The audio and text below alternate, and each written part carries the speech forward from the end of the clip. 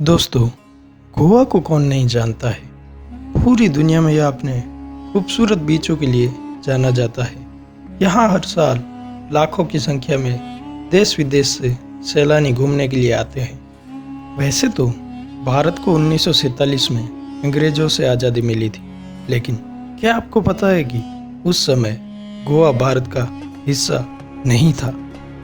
गोवा को देश की स्वतंत्रता के 14 साल बाद आज़ादी मिली थी। चलिए आपको बताते हैं कि गोवा आखिर कैसे भारत का हिस्सा बना।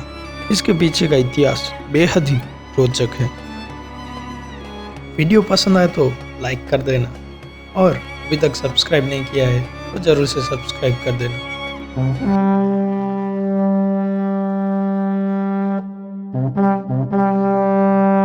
वर्ष 1510 में पहली बार पुर्तगालियों ने यानी कि पोर्टुगीजों ने गोवा पर कब्जा किया, और उसके बाद लगभग 450 सालों तक उन्होंने यहाँ शासन किया।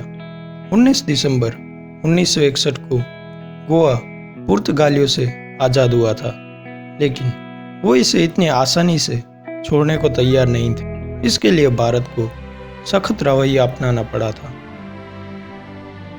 भारत ने आज़ादी के बाद पुर्तगालियों से अनुरोध किया था कि वो गोवा को उन्हें सौंप दे, लेकिन उन्होंने इस अनुरोध को ठुकरा दिया। अब गोवा को आज़ाद कराने के लिए भारत के पास केवल 2 ही रास्ते थे। पहला था युद्ध के जरिए गोवा पर कब्जा कर लिया जाए, या फिर सत्याग्रह से इसकी आज़ादी की मांग की जाए।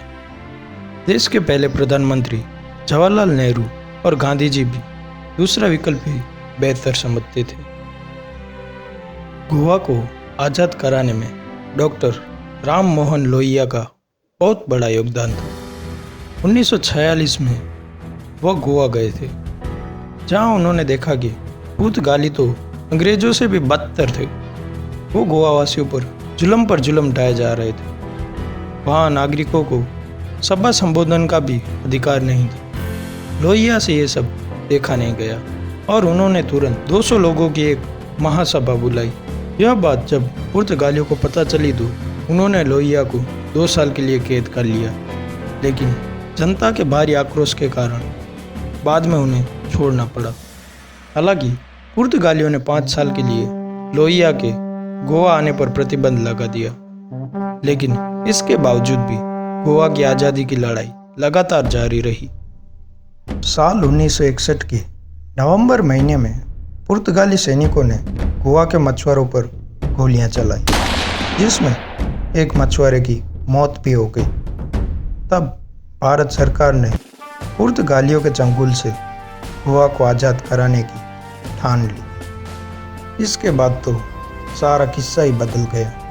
भारत के तत्कालीन रक्षा मंत्री V.K. कृष्ण मेनन और प्रधानमंत्री जवाहरलाल नेहरू ने आपातकालीन बैठक बुलाई, और आखिरकार 17 दिसंबर को यह फैसला लिया गया कि गोवा को आज़ाद कराने के लिए वहाँ 30,000 भारतीय सैनिकों को ऑपरेशन विजय के तहत भेजा जाएगा।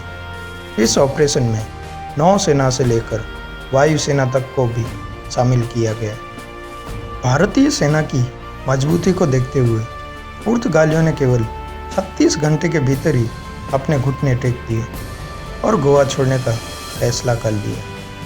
19 दिसंबर 1961 को पुर्तगाली जनरल मैनुअल एंटोनियो ने आत्मसमर्पण के दस्तावेज पर दस्तखत कर दिए। इस तरह गोवा 450 साल बाद पुर्तगालियों से आज़ाद हो गया और भारत का एक भिन्न अंग बन गया।